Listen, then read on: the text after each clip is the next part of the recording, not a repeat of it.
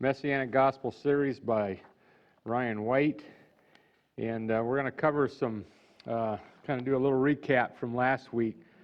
We went through chapter 17 of Matthew, and so remember that the Bible uses thematic connections and patterns to help us properly interpret Scriptures and to know the heart of God. And that with this in mind, we looked at the imagery that was being described here in Matthew 17, verses 1 through 13. And we made some thematic connections, so we're just going to do a quick recap of those.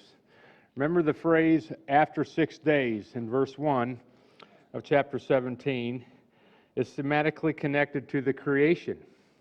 Creation took 6 days. And after 6 days, that imagery connects with the millennial kingdom, which occurs at the end of 6,000 years. And we know that the Bible has used the term, the days of creation, days 1, 2, 3, 4, 5, and 6, also, as it can also mean that one day could also mean 1,000 years. Okay, we see that connection there. So when we look at the creation, you know, with the mindset that not only was it 6 literal days, and he rested the 7th literal day, but it also has reference to his timetable and history with mankind. And so we're approaching the end of 6,000 years on this earth. And so after the 6th day, we know that's the 7th day. So he's making thematic connections to this millennial kingdom that is about to begin. All right.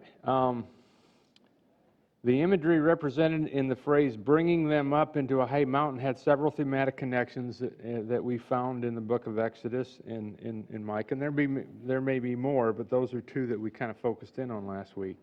The event is connected to Moses taking Aaron, Nadab, and Abihu along with 70 elders up the mountain to meet God. So Yeshua took the 3 disciples, they went up a mountain, and then it appears that Yeshua went a little bit further, and that's when the disciples noticed, they saw in vision Yeshua talking with Moses and Elijah. And so this connection back to when Moses went up on the mount is made here. And of course, Moses went up to meet with God.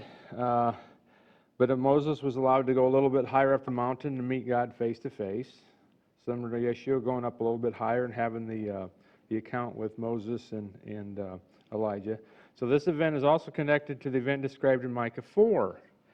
In the last days, when the house of Yahweh shall be established in the top of the mountain. And so I put that reference back in here, Micah 4, verses 1 and 2. And it says, "But in the last days it shall come to pass that the mountain of the house of Yahweh shall be established in the top of the mountains, and it shall be exalted above the hills, and people shall flow unto it.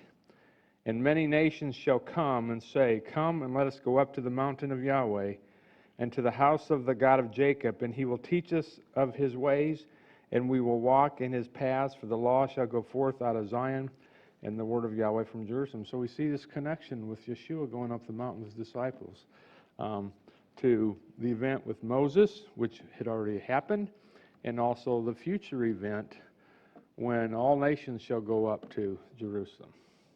All right. I should have started. Are we recording? Okay, just checking.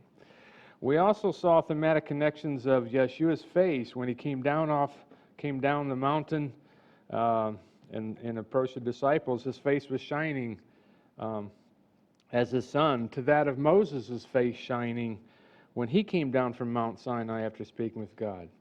And Yeshua's raiment was white as light, is connected to that of the priestly garments being made of white linen, and the Hebrew concept of Adam and Eve being, before they sinned, being clothed in light.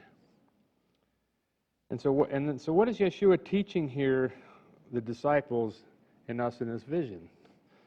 So we made some connections last week. The answer is connected to who and where Yeshua was having the meeting. He met with Moses and Elijah on a mountain. Another clue is the first response the disciples had, which was to build a tabernacle for Yeshua, Moses, and Elijah.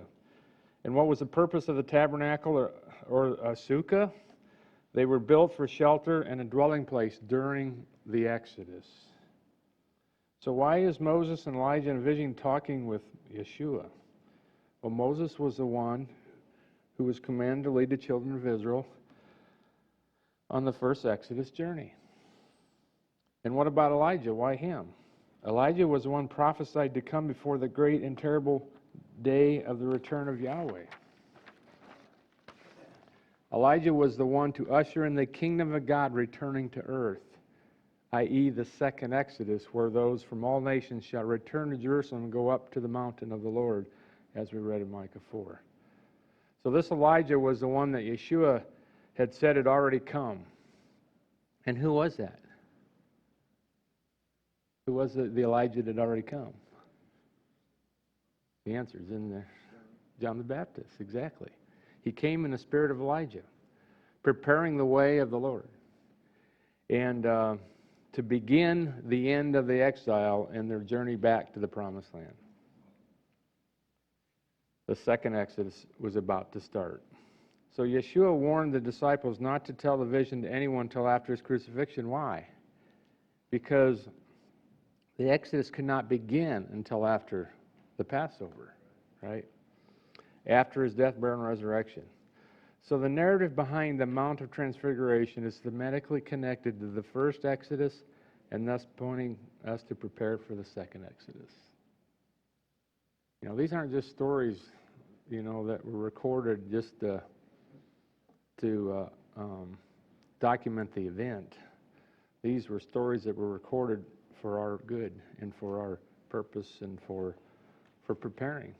You know, Yahweh is cyclical in his teaching his people, and so these patterns are pretty evident. So, any comments or questions before we get into this session and the rest of Matthew 17?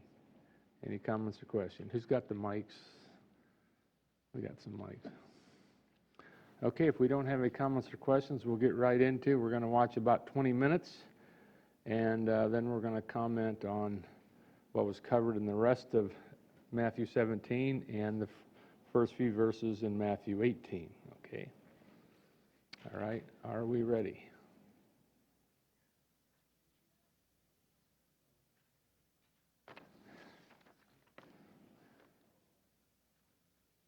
We're almost ready. We're almost ready. We needed a question, didn't we? Yeah, we needed a question. We got a question back here. All right. Again, you don't have to agree with my So in understanding it, perceptions. there was also, and I want to be careful because I'm learning things new and differently, but in the past it was also drawn as, because the Lord has always said where there's a witness of two or more gathered, and that was also to establish a witness. Is that also, could be considered true in that sense? Absolutely. And since you mentioned that, when Moses went up on the mount to receive the living words, how many were there? You know, I believe it was Moses, Yeshua, and the Father. That's who I believe. Because now you have, as Moses was listening and hearing, okay, he wasn't getting it just from one witness, but he had two, and he was recording it. So, it's all tells us, you know, the story, and just keeps repeating it. But again, if we don't have that right, we don't have that figured out, it's not a salvation issue, okay? All right, so just keep that in mind. All right, but it does help us understand who the Messiah was, what his purpose was, and what he came to do, and what he did, okay? So, all right, so are we ready? Oh, you got another question. So based upon what I've been hearing, and I thought of the highway, so I think what I'm hearing from you say, that puts me more in the middle of the highway rather than riding close to the edge. Is that true? Or? Well, I'm not quite sure I understand the question. So. Well, it was often referred to getting on the highway, the King's Highway in the end times, and Yeah. I thought to myself, the highway is usually like 4 lanes. Yeah. So if we're riding on the edge, sometimes we might fall off. But if understanding and getting deeper into it, we're riding the gotcha. center line, we're Okay. going to be more apt not to Fall off the edge, yeah, it's like, yeah, I got you. So if you're gonna walk the fence, make sure it's a white fence. You know, I don't know if you've ever been to China and got a chance to go on the wall, the Great Wall of China, it's huge. I mean, it's big, you know, so, anyway. Okay, we're ready for the next session. Are we ready? Do we need another question?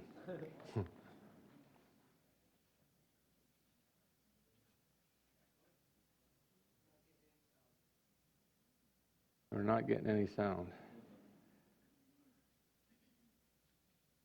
All right, we need another question, another comment. Well, I'll tell you what, I'll just start into while they're trying to pull it up. So we're going to start at in Matthew 17:14 through 23. So you guys raise your hand when you're prepared and ready to start, okay? So Matthew 17:14, and when they were come to the multitude, there came to him a certain man, kneeling down to him and saying, Lord, have mercy on my son, for he is a lunatic and sore vexed. How many can relate to that? For oftentimes he falleth into the fire, and oft into the water. And I brought him to thy disciples, and they could not cure him. Then Yeshua answered and said, O faithless and perverse generation, how long shall I be with you? How long shall I suffer you? Bring him hither to me. And Yeshua rebuked the devil, and he departed out of him, and the child was cured from that very same hour. And then came the disciples to Yeshua apart. In other words, after that happened, they kind of got Yeshua aside, how I interpret this, and said, why could we not cast him out? And Yeshua said, because of your unbelief. For verily I say unto you, if you have faith as a grain of a mustard seed, ye shall say unto this mountain, remove hence to yonder place, and it shall remove, and nothing shall be impossible unto you. Howbeit this kind goeth not out but by prayer and fasting. And while they abode in Galilee, Yeshua said unto them, the Son of Man shall be betrayed into the hands of men, and they shall kill him, and the third day he shall be raised again. And they were exceeding sorry. So that's what we're going to cover. So are we ready now? Okay. Here. Now, another really interesting connection, as Yeshua is coming down the mountain. Remember, this connection with Yeshua on the mountain is reminding us of what? It's reminding us of Moses on the mountain. And Moses, when he comes down from the mountain, what does he find? He finds Israel is faithless and they're worshiping a golden calf. Yeshua doesn't find something quite that bad, but he's not exactly pleased with what he finds. He comes down the mountain, and there's this man who comes up to him and falls on his knees and says to him, Lord, have mercy on my son, for he's a lunatic and he's very ill, and he often falls into fire and into water, right? In fact, the word, never mind, that's a different word there. And so he says, I brought him to your disciples and they couldn't cure him. And this just ticks Yeshua off, right? Because remember, I think it was like chapter 10 of Matthew, Yeshua had sent out his disciples and they were curing people. They were casting out demons. I believe it even said they were raising the dead. And here they can't cast out one little demon. He's gone for a day, 2 days, 3 days, whatever it is, up this mountain, and he comes down and his disciples can't do this. So we see this really interesting parallel here between faithless Israel and the faithless disciples who were supposed to be doing this. I mean, you got to realize Yeshua wasn't going around doing these things just because he wanted to do them. He was also training his disciples how to do these things. His disciples were supposed to learn from their master. That's the very definition of what a disciple is someone who's like an apprentice, and they're training to assume the role of their master. And so, of course, Yeshua is going to get extremely upset about this when he sees that even this little act of faith, just this little smallest prayer, could have done this. And yet, for whatever reason it is that went on there, they were unable to do this. It's kind of interesting here. Again, Yeshua makes this comment. We start to see this kind of building up. Yeshua making these comments. In Matthew 17, verse 22, the Son of Man is going to be delivered into the hands of men, and they will kill him, and he'll be raised on the third day. And they were deeply grieved. And it's interesting because he keeps telling them these things, but they just don't get it. I mean, like, even after he's dead, they don't think back and go, oh, you know what, he told us this was going to happen. They're devastated.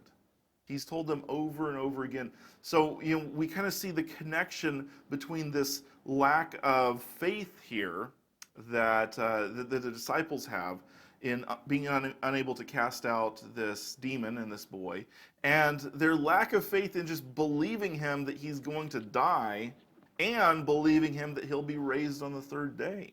They're still thinking in the wrong frame of mind. They're still in that worldview of how things used to be, not how things are going to be with the days of Messiah. So now the scene kind of shifts, and we come to Capernaum, and there's a person there who's going to collect the 2 drachma tax, which is the temple tax, right? In Judea, they would require everyone try to require everyone, should I say. The officials would try to enforce this idea of this temple tax, this half shekel tax, or two drachma. It's essentially the same kind of thing. But this wasn't exactly a popular thing, right? A lot of people, obviously a ton of people still didn't, still supported it, but not everyone was so happy. Even some of the Sadducees were not comfortable. And the Essenes, we know this from Josephus, the Essenes only actually paid, or maybe it's not from Josephus, I think it's actually from their own writings. But anyways, the Essenes only paid this temple tax once in their life.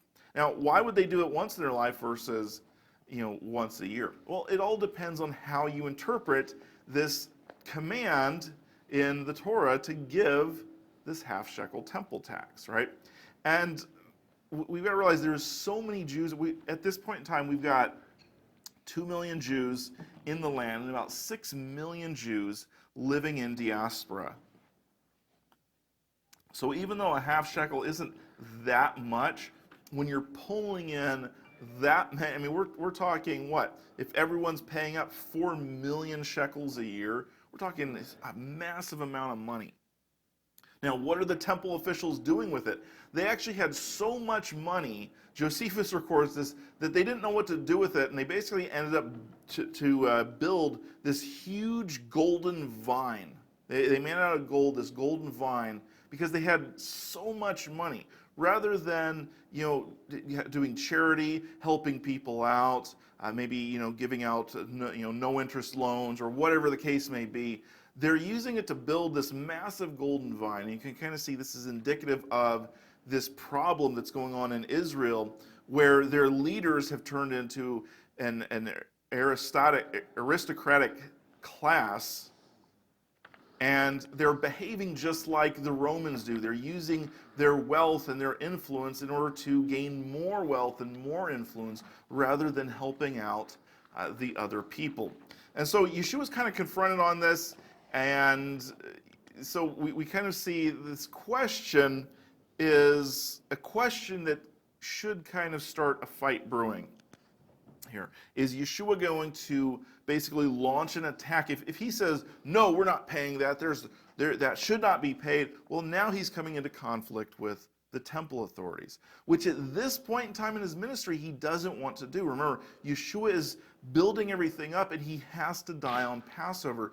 And so he's going to kind of fly under the radar in a lot of cases. He's not going to provoke the bear until it's the right time to do it, until it's that time for Passover, so that he will be actually put to death on Passover. Again, why does he have to die on Passover? Because that's when the new Exodus launches, on Passover, right?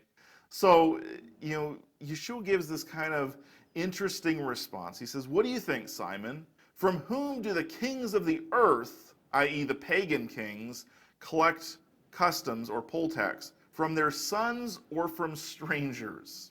And Peter says, "From strangers." Yeshua said to him, "Then the sons are exempt. However, so that we don't offend them, go catch a fish, and the first fish that you catch will have a shekel in its mouth, and you can give it to them for you and me." Okay? So, first off, Yeshua gravely insults them. He's basically saying, hey, we're sons of the kingdom, and you guys are taking out a tax on us. Even the kings, even the pagan kings, don't tax their own sons, right? So there's, he's definitely kind of having some words against this idea of this half shekel tax that's being applied to everyone.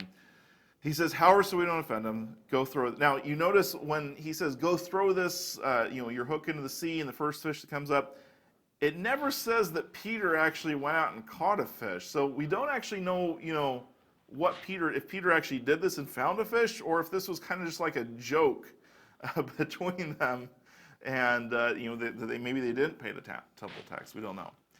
It could be one way, it could be another. I don't think it's really important. What's important there is kind of showing this starting to rub up against the aristocracy, against these temple authorities who are levying heavy burdens against the people, and Yeshua here. All right, let's move on to chapter 18. Now, chapter 18 starts out with a kind of interesting discussion. Yeshua is confronted with this question about who then is the greatest in the kingdom. This is, this constant thing kind of going on, it seems like, behind the background, with the disciples constantly trying to one-up each other. We see this with, in various places. And so rather than saying, "Oh, you, Peter, because, I gave you the keys to the kingdom," right? He calls a child to himself and says, "Truly I say to you, unless you are converted and become like children, you will not enter into heaven's kingdom." And then he goes on and talks about someone causing a child to stumble. Now, why a child? It's kind of interesting. In that day, in Roman society especially, children were basically kind of considered almost like half human. They didn't put the same value on a child as they did a grown adult. Now, this could be because of, there's a high infant mortality rate or whatever, but they really didn't do this, and especially in the Roman societies, the Romans would actually expose infants that they didn't want. So, if the woman gives birth, they don't want the infant, they just throw it out in the street and don't think twice about it. This is kind of the society. Now, of course, the Jewish people would not do this. However, there's still, until this child grows up, there is kind of this inferiority with the child there. And so it's interesting because a lot of times we go towards the explanation that, oh, well, children they're so innocent. Really? Children aren't necessarily innocent. Children have to be taught. There was every time I think about this, there was an episode of Ben Shapiro I was listening to of his show, and he was talking about how some I think it was a Democrat in California or something. They were saying, "Oh, we need to hear the voice of the children and let the children speak out and tell us what they think about politics," which is kind of what we're having right now after that whole Florida shooting. We've got all these high school students that somehow their voices are super important. They're not old enough to really have. I mean, technically, I'm not even old enough really to have a really good, strong voice in these arguments, but especially not a 17-year-old. And this California Democrat who, they were talking they wanted to know what middle schoolers and early high school and stuff, what was their opinion in politics. And Ben Shapiro was talking about how there's this idea out there that children are born innocent and that we adults corrupt them. So if we just asked their opinions before they were corrupt, they would give us, wonderful insight. And that's just not reality. That's what he said. He said, my children are little cretins. And that's the reality of children. Children actually aren't innocent. Now they don't know right and wrong, but they still do some pretty mean things, and we have to teach them you can't do that. My 3-year-old, when he wants something, sometimes he's getting better about it, but sometimes he'll just run up to his brothers and snatch it, or he'll run up to his brothers and hit them, or something like that, right? Children have to be taught what's right and wrong. They have to be trained not to do things. So I would propose to you here, children, becoming like children doesn't necessarily mean innocent. It's possibly more of this idea of, kind of reducing your status. Stop thinking so highly about yourself. And that matches exactly what Yeshua is saying here, because they ask the question, who then is the greatest?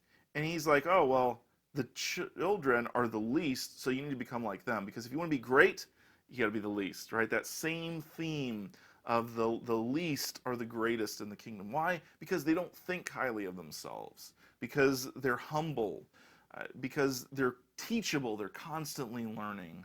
And that's what our God is after. And he levies this really, really harsh punishment against someone who causes someone else to stumble. He talks about tying. This is one of these times where Yeshua is kind of graphic. Tying a heavy millstone around his neck and throwing them into the sea to drown in the depth of the sea. This isn't like, we're going to censure you and kick you out of the synagogue for a couple of weeks. This is huge. Putting a stumbling block before someone who is this child, whether this does mean perhaps innocent, and again, I give that explanation there. Maybe it does. Maybe he did mean innocent. I don't know. But I'm going to propose to you that maybe he meant more like this humble, teachable person. And whoever intentionally goes out and puts a stumbling block before these people, they should just be drowned in the sea, is what he's saying.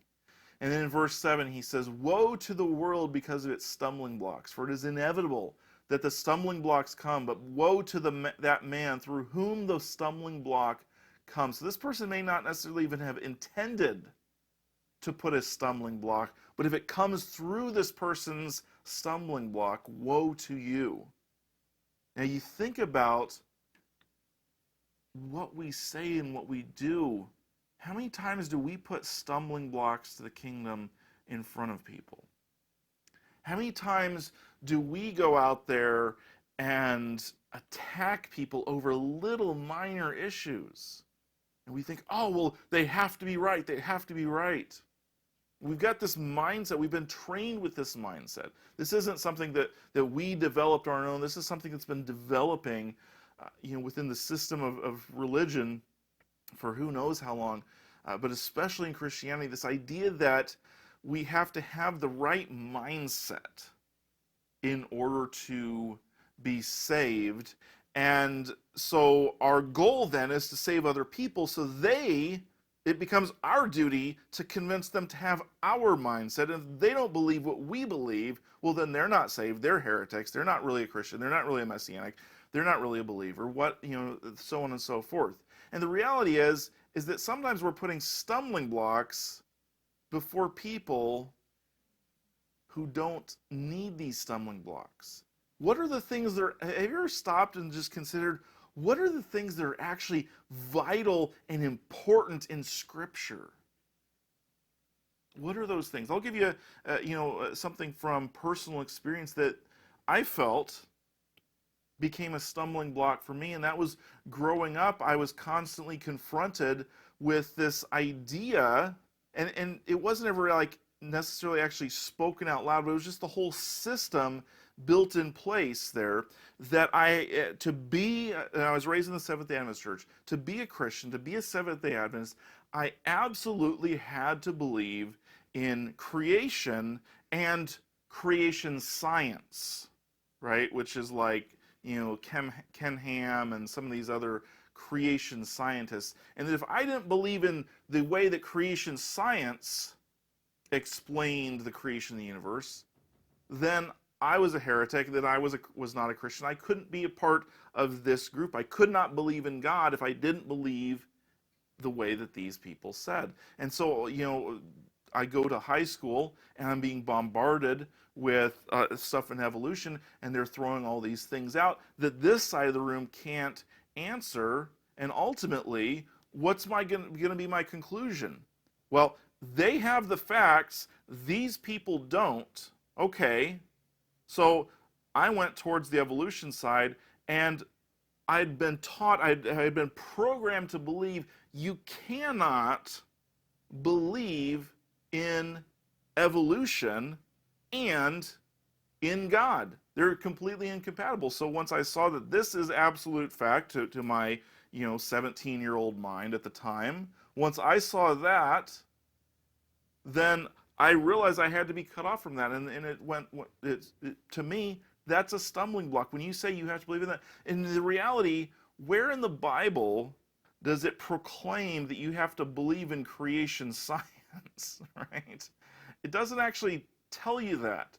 It talks about faithfulness to God, about loving your neighbor as yourself, about helping other people in need, about keeping his commandments. These are the things that are important, not like your theory on how the world was created.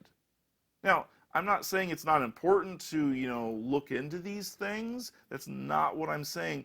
But to say that you have to believe in this model, that you can't believe in this evolution model, or whatever models there are out there, that if you believe in that you can't believe in God, I'm going to propose to you that's putting a stumbling block before people, because that's not what the Bible's about. The Bible's not here to teach us science.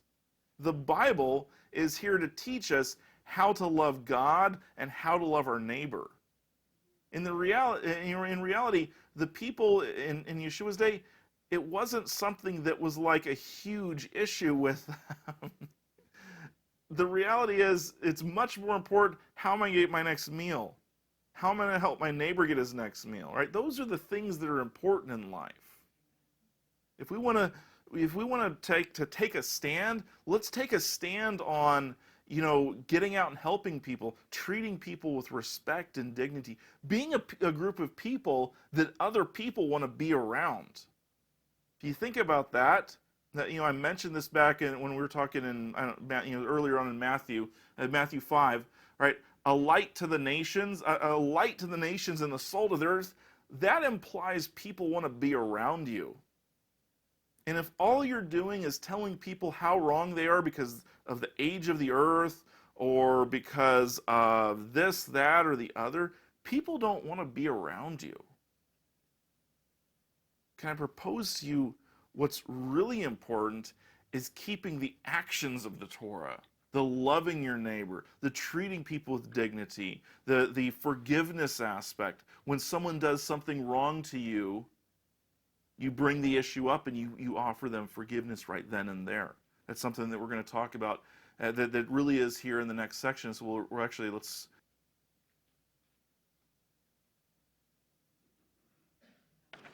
Okay. So we're going to pick up in Matthew 17 and verse 14 through 23. And so just to kind of summarize what's going on here. Wait a minute. No. Am I in the right place? Yeah. 14 through 23. So on page 2 of your handout. So after Yeshua and the disciples come down off the mount, and they meet up with the multitude, a man brings his son to Yeshua to be cured, and because the disciples could not heal him. And so what thematic connection is represented here with this event? So what happened when Moses, when he comes down off the Mount Sinai, and he sees the actions of the people? There's a connection here. Okay, it wasn't maybe to the same degree of wrong, but the heart of the issue was the same. So he comes down off the Mount Sinai. He finds them worshiping an image, Moses does, because they what? They lacked faith in God, leading them because Moses delayed coming down from the mountain. And so where does it say they lacked faith? You know, they were worshiping a golden, how is worshiping a golden calf tied to lack of faith? Well, remember when Moses delayed, they went to Aaron and says, we know not what becometh of this Moses that was leading us to the promised land. So make us gods that will lead us, finish the journey. They lacked the faith that God, the creators of heaven and earth, was going to lead them in. And so I brought some examples, specific examples of what God identifies with lack of faith in here, because I think it's important. In Hebrews 3:17 through 19, it says, "But with whom was he grieved 40 years, concerning those that he brought out of Egypt?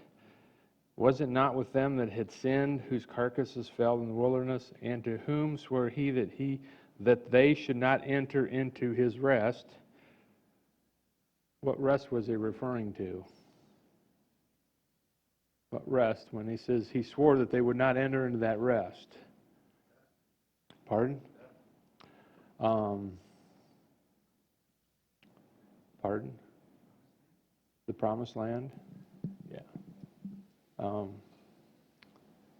So he said, he was going to destroy them. He promised to take them to the promised land, and because they were messing up, in his wrath he said, just Moses, get back, I'm going to destroy them.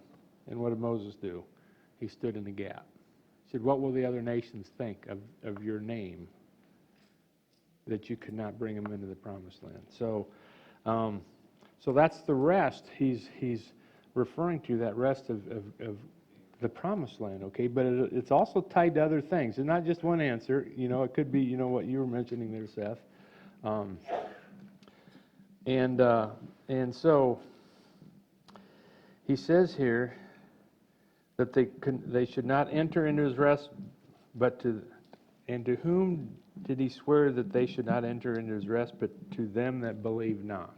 Okay, so those that had the warning that if you don't believe me, you're not going to make it, okay, to that promised land. So we see that they could not enter in because of unbelief. Okay, so Excuse this me, is Mike. where, yeah, go ahead. I wanted to back up just a little Okay. bit before we move on. Okay. Excuse me.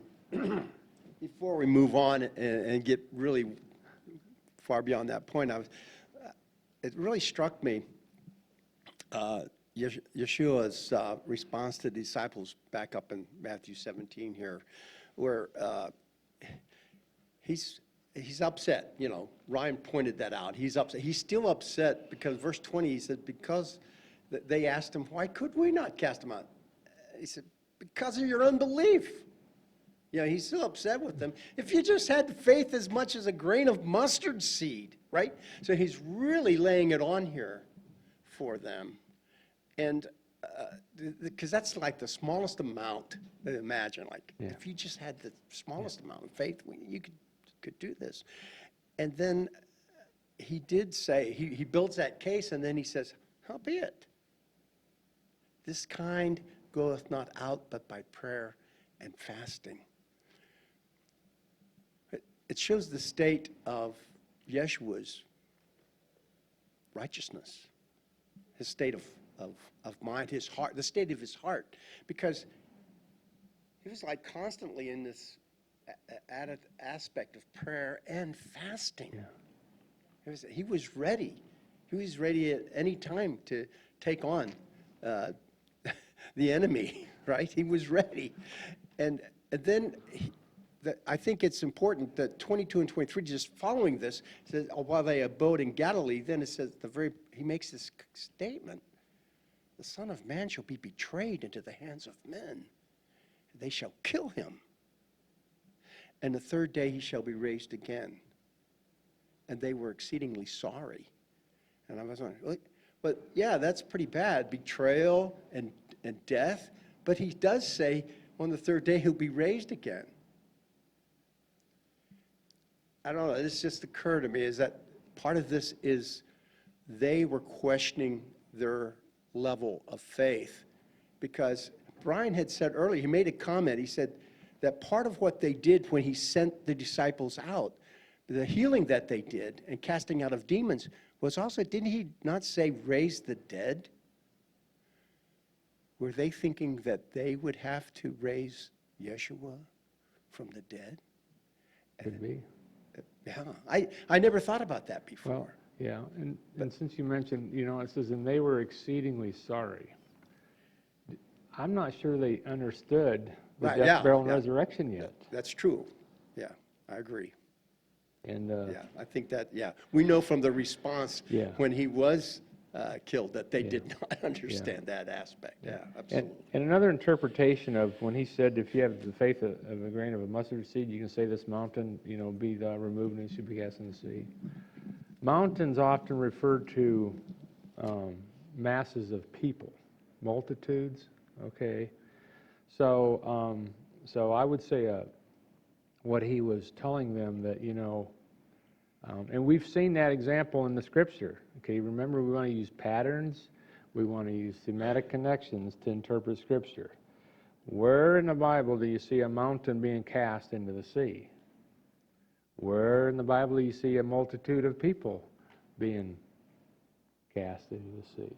The Red Sea when it was parted. So the mountain, I think, has reference to multitudes of people. Okay, how many multitudes of people came against God's people and were destroyed? Okay, so think of that. Just another way of using thematic connections and patterns to interpret Scripture. Scott has a comment. I know I'm kind of going off on different bunny trails here, but when it comes to mind, I need to. Well, talking about a bunny trail, I don't know why I'm supposed to say this, and I don't know how this comes into play, but here it goes.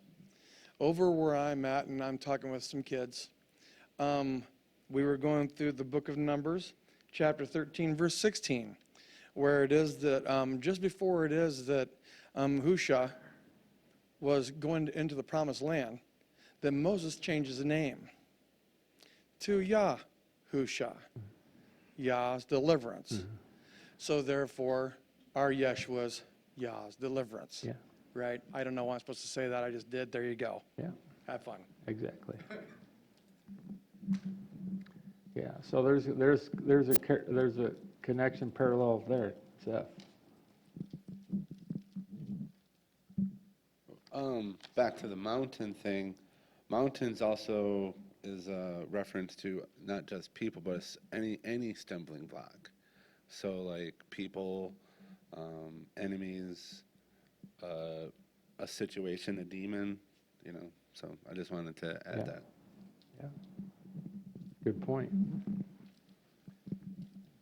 Okay, so let's see. So examples of unbelief is when they sinned and they didn't believe God's promise. Hebrews 4, 1 through 11. I'm not going to read it all, but because we're running short on time. But in this text here, it goes on to explain the parallel between this promised land rest and what we do every week on Shabbat, on this seventh day. We already know that the seventh day of in the creation story represents the millennial reign, this 1,000-year millennial reign of Christ, when the earth will be at rest. Okay, so there's that connection there. So not only does the promised land, entering into that promised land, that millennial represent that 7,000-year millennial reign, but also every week we practice and we remember and we honor that day that's coming, that 1,000-year reign, by entering into the weekly Sabbath rest. Okay, there's a connection there. It shows that we trust in Him. We trust that His promises are going to come true. We trust that we're going to be part of that kingdom rest, and that by coming every Shabbat, that's our acknowledgement that I trust in You, okay? and my actions. It's our actions that really tell us what our faith really is, right? And because it says in verse 9, there remaineth therefore a rest to the people of God. For he that has entered into his rest, he has ceased from his own works as God did from his. So let us labor to enter into that rest, lest any man fall after the same example of unbelief. So this day is special. It's an appointment, and it expresses, I think the intimacy of our faith with Him. And if you go on and look at one of the main stumbling blocks, Seth talked about a mountain being a stumbling block. One of the mountains of the stumbling blocks of Israel, as they were going through the wilderness, was a very specific sin, was a very specific problem. And that's in Ezekiel 20, which I also have there in your handout. It says, He brought them out for His name's sake, okay? And that He wanted His name to be known among all the nations. He caused them to go forth out of the land of Egypt. He brought them into the wilderness. And I gave them my statutes, my judgments, which if a man do, he shall live in them. Moreover, this is where he gets into, this is what the writer of Hebrews is referencing here. It says, moreover, I gave them my Sabbaths, plural, to be a sign. How can there be more than one Sabbath? What other Sabbaths do we celebrate? The seventh year. Right, there you go. The 7 Moedim. His Sabbath days during his appointed feast days, okay? So I gave them my Sabbath to be what? A sign between me and them, that they may know that I am Yahweh that does sanctify them. Remember when He created the heavens and the earth? And someone got their Bible? Read Genesis chapter 2, verse 1. What's it say? Yeah, so while he's got a comment, go ahead. Somebody be ready to read. I was Genesis just going to say, 2:1. in Leviticus 11, when it starts talking about not just dietary laws, and then Leviticus 18 and 23, where it goes on and it talks about the Moedim in the law, the actual Levitical law, the first thing that it says is the Sabbath. And before it even goes on to talk about the feast days, it says the Sabbath is the first one. Yeah, the Holy Convocation is the Holy Mikra. Actually, you want to read verses 1 through 3 of chapter Genesis 2. But, the Holy Mikra. He starts out with the seventh day as being, and then he goes through the Moedim. So somebody have Genesis 2, read 1 through 3.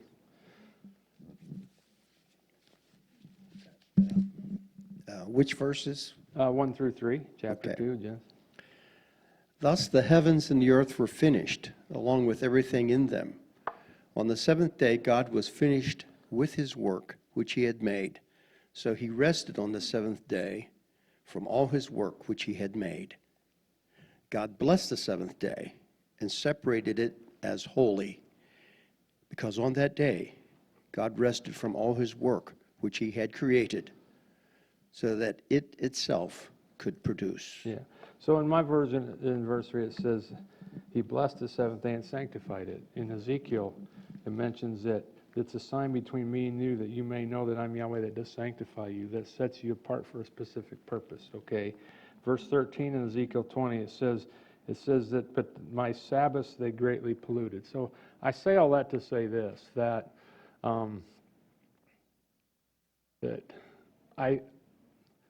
this day is a very special day to me. I'm a workaholic, so it's very special to me for that reason, because it forced me to know the good that God has given me. Of course, I have to go out and work with my hands, but it all came from Him, okay? And so, so I made a commitment that I would never not go to a Sabbath service. This is before we even had a church, okay? We went to home, we did something. But we never just stayed home because we were tired and I'm not Okay, this is my journey. I'm just sharing my journey, okay? And, but I wanted my kids to show my kids an example and a pattern. We did not miss a Shabbat going somewhere our whole life that I can remember, unless it was, I think we had one really bad snow day, but my Uncle Dave, he just lived a mile away. He came over and we had, so this day, to me, is very special. And I think God wants it to be in the heart of every believer to be special, okay?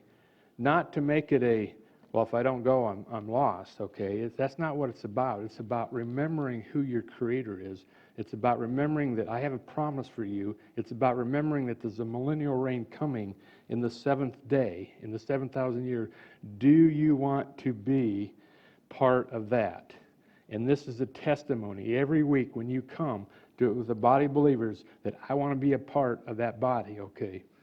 And if we have issues with, well, I don't like being around crowds or people, and guess what? There's going to be a lot of people in the kingdom.